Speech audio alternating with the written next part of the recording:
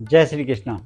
मैं हूं पंडित सुनील भारद्वाज, ज्योतिष, वैद्य और वास्तु विशेषज्ञ। आज हम बात करेंगे खाना, जिसको कहते हैं हम रोटी, किसी भी सूरत में कैसे भी मिले, शांति की रोटी मिले। जी हाँ, आज हम खाने के विषय पर ही बात करने वाले हैं कि वास्तु शास्त्र में क्या बताया है, खाना किस दिशा में बैठकर खाना चाहिए और कैसे खाना चाहिए।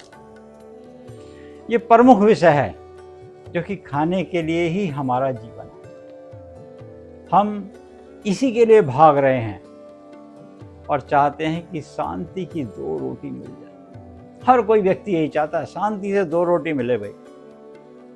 दिन भर की भाग दौड़ के बावजूद भी हम अच्छी रोटी चैन की नहीं खा पाते तो जीवन में हमारे कष्ट है।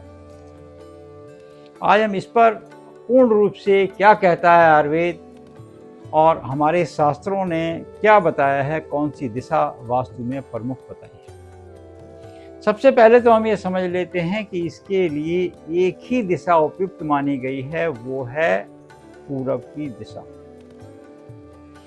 जब हम कंपास को रखते हैं नॉर्थ डिग्री की तरफ, उसकी लाल वाला जो निशान होता है वो जाता है और उसके ठीक 90 डिग्री पर यहां से सूर्य नारायण उदय होते हैं। इस 90 डिग्री पर ही बैठकर आपको भोजन करना चाहिए।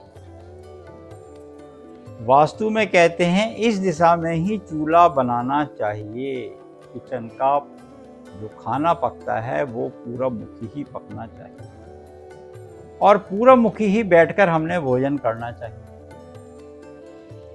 वास्तु में एक दिशा और भी बताई है खाने की, वो बताई है पश्चिम में। किचन पश्चिम में भी बन सकती है। उसका प्रमुख कारण यह है कि सूर्य नारायण उगते हैं पूरब से और पश्चिम में अस्त होते हैं, पूरब और पश्चिम। क्योंकि सूर्य नारायण के हिसाब से देखा जाए तो एक तो छाया और एक संध्या, जैसे उषा प्रतुषा। तो उगते सूरज को, डूबते सूरज को, जैसे जल देने की प्रक्रिया भी हमारे यहाँ कही गई है शास्त्रों में, वो बड़ा लंबा व्रत होता है। तो उसी तरीके से 2 जगह किचन बनाई जा सकती है, पूरब की दिशा में और पश्चिम। मगर भोजन करना हो, आयुर्वेद ने कहा है कि आपकी जठराग्नि जब सूरज नारायण जिस दिशा से निकलते हैं, जिस प्रांत में भी आप रहते हैं, उसका ये लॉजिक नहीं है कि आप इंडिया में रहते हैं कहीं और रहते हैं, क्योंकि वो तो एनर्जी तो आ ही रही है। एनर्जी तो आपको सिर्फ ईस्ट से आएगी। और जैसे ही प्रातःकाल को उठकर आपके समझ लो कि जागते हैं आप, तो वहां से ही आपकी जागने के कुछ समय पश्चात आपकी जठराग्नि प्रारंभ हो जाती है। वैसे तो वो चलती रहती है, जब भोजन करते हैं तो जठराग्नि चलती है, मगर उस समय सबसे ज्यादा एक्टिव होती है। हमारे यहाँ वात पित्त कफ कहे गए हैं, इसलिए मॉर्निंग में आपके कफ प्रधान होता है। तो आपकी जठराग्नि प्रारंभ हो जाती है। जब जठराग्नि आपकी चलेगी तो आपको उस समय का किया हुआ भोजन आपका सबसे ज्यादा अच्छे से पकेगा। और आप अगर पूरब की दिशा में बैठकर भोजन कर रहे हैं तो वो समझ लीजिए सोने पे सुहागा है। और नाभि क्षेत्र के आसपास आपका भोजन होना चाहिए, चौकड़ी की अवस्था होनी चाहिए, या आप जिस सुखासन पे भी बैठ सकें। खड़े होकर भोजन नहीं करना। हम कहते हैं खड़े होकर कुछ पीना भी नहीं चाहिए, दूध पी सकते हैं, मगर बाकी आयुर्वेद ने मना किया। भोजन आपका पूरब मुखी होना चाहिए।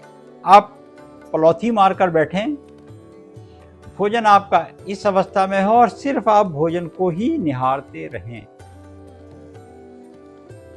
भोजन को निहारें और गले में जो हमारे कंठी लटकी हुई है ना, उसको आप शिव समझ लीजिए, शिव पिंडी है, वहां पर आप भोजन ब्रह्मा जी को और उनको देते रहिए।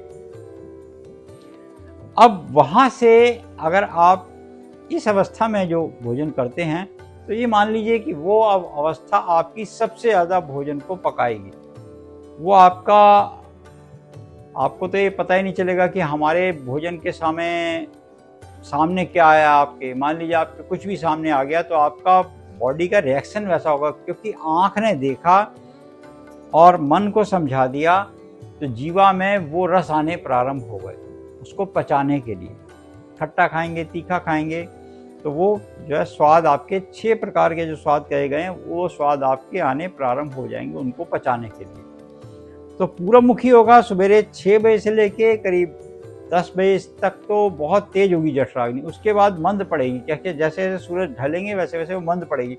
तो 12 बजे तक भी बहुत तेज होगी, 12 से 3 तक कुछ कम होगी और 3 से 6 तक और मंदी हो जाएगी और 6 बजे के बाद वो उतनी काम नहीं करेगी।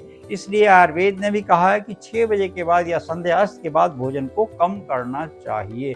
अगर आपको भूख लगे तो फलहार आदि ले सकते हैं, क्योंकि खाना पचने में फिर 3-4 घंटे का समय लग जाता है, क्योंकि आजकल व्यक्ति की वॉक नहीं होती। तो भोजन करना पूरबमुखी है और प्रातःकाल उठ के जितना भोजन कर सकते हैं, जितना आपको भूख लगे उतना भोजन कर सकते हैं।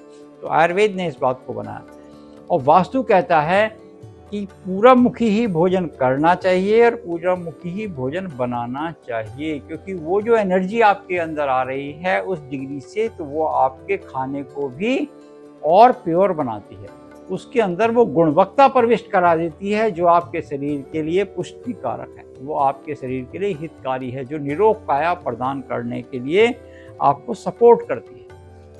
तो भोजन हमें जब भी करना होगा पूरबमुखी, बच्चों को भी जब भी भोजन कराइए, किसी को भी भोजन कराइए पूरबमुखी भोजन कराइए। कदापि भोजन उत्तर की तरफ करेंगे तो रोग बढ़ेंगे, दक्षिण की तरफ करेंगे तो रोग तो नहीं बढ़ेंगे उतने, मगर भोजन पचेगा या तो बहुत तेजी से पचेगा या फिर रोगों को और आप एसिडिटी की प्रॉब्लम ज़्यादा करेगा। वो आपको पाचन क्रिया एक तो फास्ट हो जाएगी, तो उसके साथ आपको प्यास बहुत लगेगी। वहीं अगर आप पश्चिम की तरफ भोजन करेंगे तो वो स्नेह स्नेह पकते, क्योंकि यहाँ शनिदेव भी रहते हैं, तो वो ज्योतिष के हिसाब से वो धीरे धीरे पचेगा। इस बात का ध्यान रखिएगा, पूरबमुखी का खाया हुआ भोजन जिस डायरेक्शन का सबसे ज़्यादा आपके लिए कल्याणकारी होगा। अगली बार हम बात करेंगे कि भोजन जब हम करते हैं तो भोजन करने के पश्चात हम इस बात पे ध्यान देते हैं कि क्या खाना है क्या नहीं खाना। कभी कभी बहुत सारे लोगों के प्रश्न होते हैं कि इसमें फल खाने, तो हम कहते हैं फल पहले खाने हैं, जो कच्चा खाना पहले खाना है भोजन में।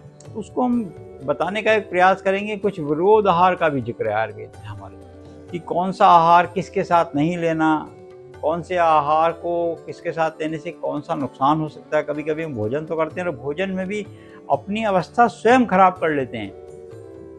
अलग अलग ऋतु, अलग अलग मौसम के हिसाब से हमारे यहाँ भोजन की प्रक्रिया बताई गई है। ये वीडियो आपको कैसा लगा कमेंट सेक्शन में जाकर अवश्य लिखें। जय श्री कृष्ण।